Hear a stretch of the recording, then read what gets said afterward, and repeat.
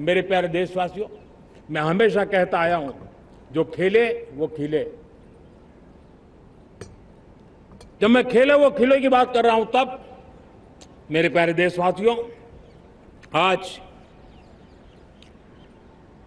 भारत खेल की दुनिया में अपनी जगह बना रहा है। अब खेल के पोडियम में भारत का राष्ट्रगीत सुनाई देता है, भारत का राष्ट्रगान सुनाई देता है, भारत का तिरंगा झंडा लहराता दिखाई नजर आ रहा है।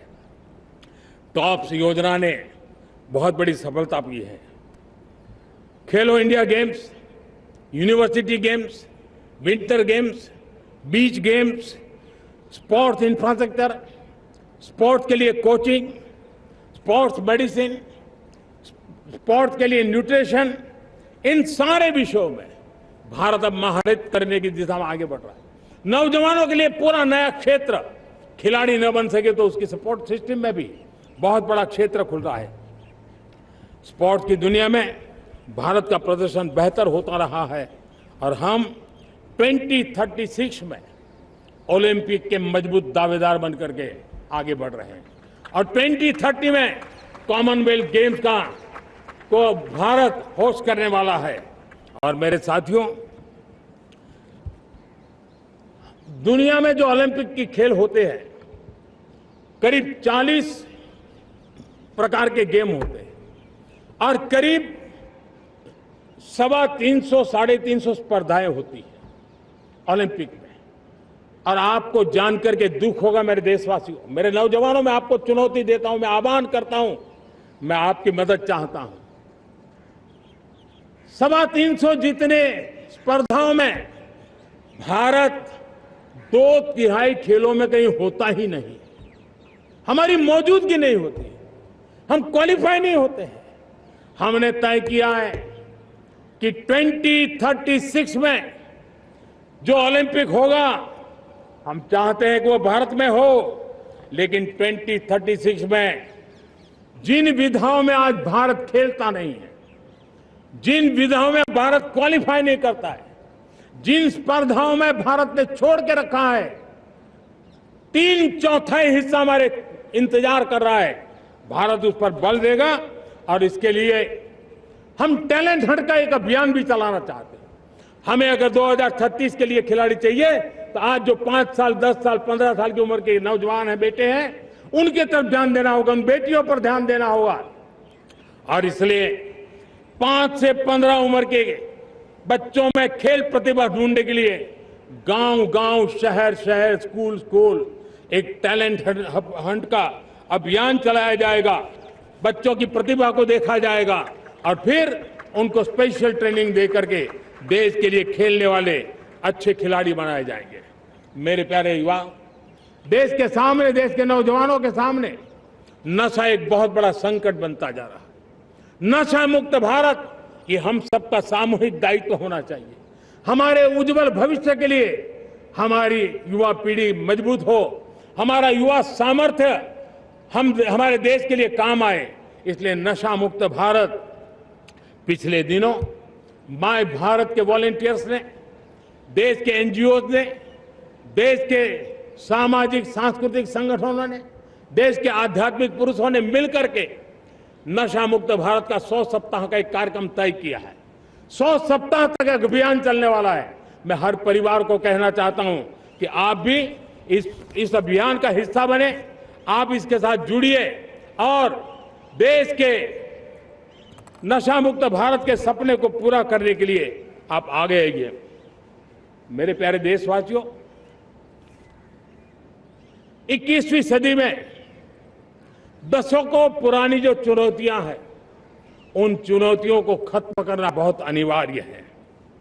नक्सलवाद, माओवाद लाखों युवाओं के भविष्य को तबाह कर दिया, अनेक माताओं के दुधमल नौजवानों को छीन लिया, बर्बाद कर दिया, हर मां बाप के सपनों को चूर चूर कर दिया। इस नक्सलवाद ने 4 दशक तक हिंदुस्तान के बहुत बड़े हिस्से को, बहुत बड़ी आबादी को दबोच करके रखा था, बंदूक के नोक पर दबोच करके रखा था। संविधान की धज्जियां उड़ा दी थी और देश के सामान्य नागरिकों की रक्षा में 3,500 से ज्यादा हमारे पुलिस के सुरक्षा बल के जवान शहीद हो गए। युद्ध के अंदर जितने सैनिक मरते हैं उससे ज्यादा हमारे पुलिस जवानों को जान की बाजी लगानी पड़ी ताकि देश के सामान्य मानवी को सुरक्षा मिले। ये नक्सलवाद ने धरती को लहूलुहान कर दिया था। 2014 में आपने जब हमें मौका दिया, उसी दिन हमने संकल्प लिया था कि हम देश को नक्सलवाद से मुक्त करेंगे। और आज मुझे खुशी है कि नक्सली माओवादी हिंसा आखिरी सांस भी शायद रहने की अब तो ताकत नहीं रही है।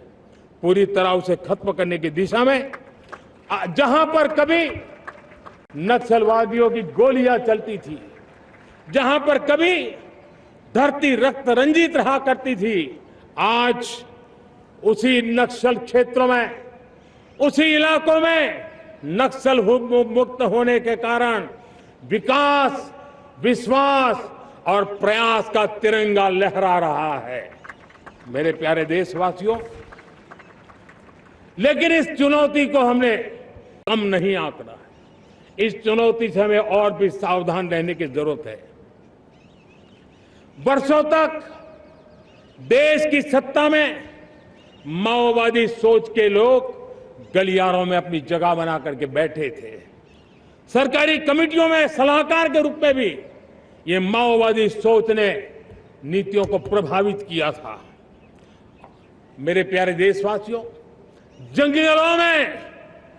जंगलों में हमें हथियारी नक्सलों का खात्मा बुलाने में, उस संकट से देश को मुक्त कराने में सफलता मिली है। लेकिन हथियारी नक्सल तो गए, लेकिन दिमागी नक्सल, ये दिमागी नक्सल मौके की तलाश में है। हिंसा, अराजकता के वो रास्ते खोज रहे हैं, समाज को गलत राह पर घसीटने के लिए भांति भांति के दांव कर रहे हैं।